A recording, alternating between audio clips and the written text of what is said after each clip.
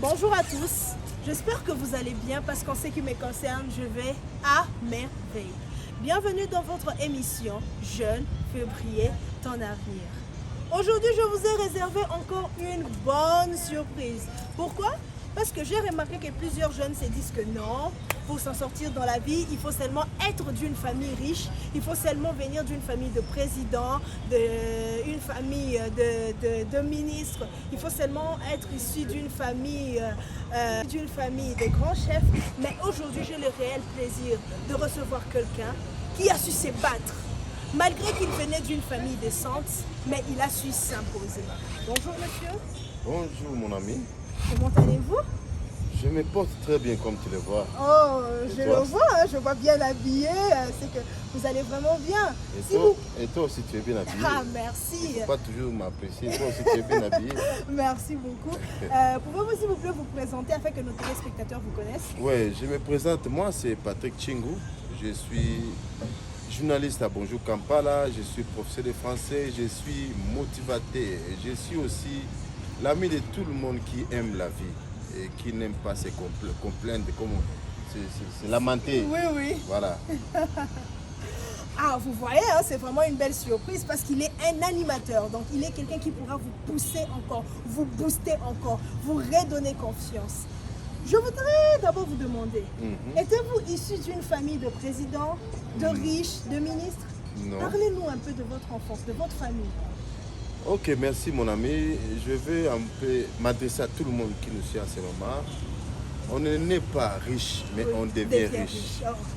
Moi, je ne suis pas né d'une famille riche, mais je suis né d'une famille joyeuse. Oui, tu vois oui. ça?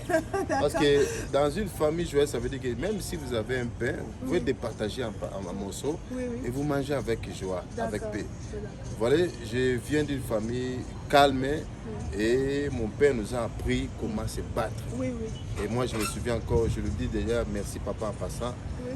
J'avais encore, si je ne me trompe pas, 24 ans, 25 ans. Mon papa était à Mbujimaï. Tu connais Mbujimaï? Bien sûr, Voilà. bien sûr. Et mon papa était là, je faisais de mon mieux pour l'appeler, envoie l'argent.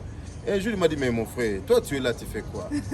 Parce que je suis le né de la famille, je précise. D'accord. Et ça m'avait... Auparavant, je voyais comme si mon père était contre moi, il était quelqu'un qui n'aime pas prendre soin de ta famille, mais c'était une bonne chose, une bonne occasion pour moi d'apprendre. Oui. Parce que dans la vie, on apprend toujours et ce n'est pas bon d'attendre la manne tomber du ciel. Oui. Il faut toujours travailler et il faut toujours chercher.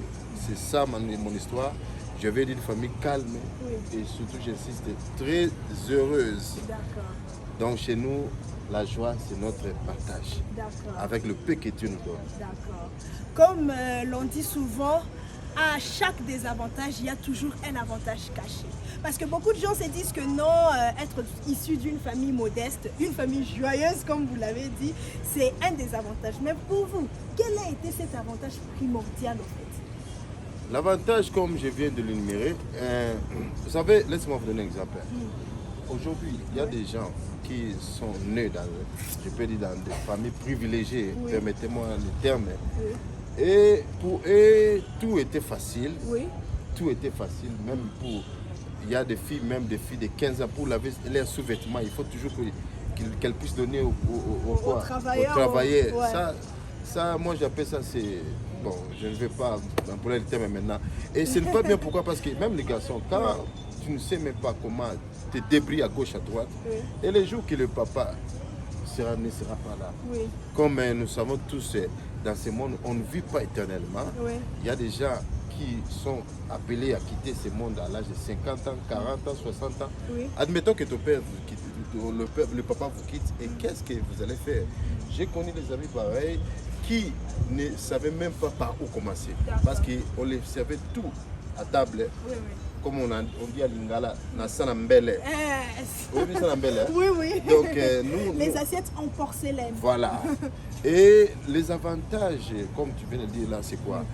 Les jours où, par exemple, si tu étais dans une famille riche, si tu savais comment chercher, même si le papa n'est pas là, même si on te chasse de la maison, tu ne sais pas où commencer pour te faire nourrir. Donc ça vous a rendu autonome en fait. Évidemment, évidemment. Moi, je vous dis, j'avais cessé de déranger mon père. Et aujourd'hui, je suis devenu ce que je suis devenu à cause de son conseil. Il m'a dit non. Une fierté pour le Congo. Mais comment donc? Quand on dit Congo, le Makassi, ça veut dire quoi? Voilà, plus 243. Voilà. Quand on dit ça, c'est pourquoi ça nous pousse à pouvoir travailler. Et d'ailleurs, je lance un appel à tous nos amis qui sont là nuit et jour pour chercher à condamner. Fachi Beton ne fait rien, condamner le gouvernement ne fait à condamner la politique. Mon frère, pendant que toi tu es busy à condamner Fachi Beton, il y a des jeunes gens qui se battent, qui travaillent et qui nourrissent les familles. Toi, tu seras là. Et même si on a le Fachi quitté, l'autre président qui viendra, même le jour où tu auras 60 ans, tu vas toujours commencer à te lamenter. Les avantages, c'est quoi?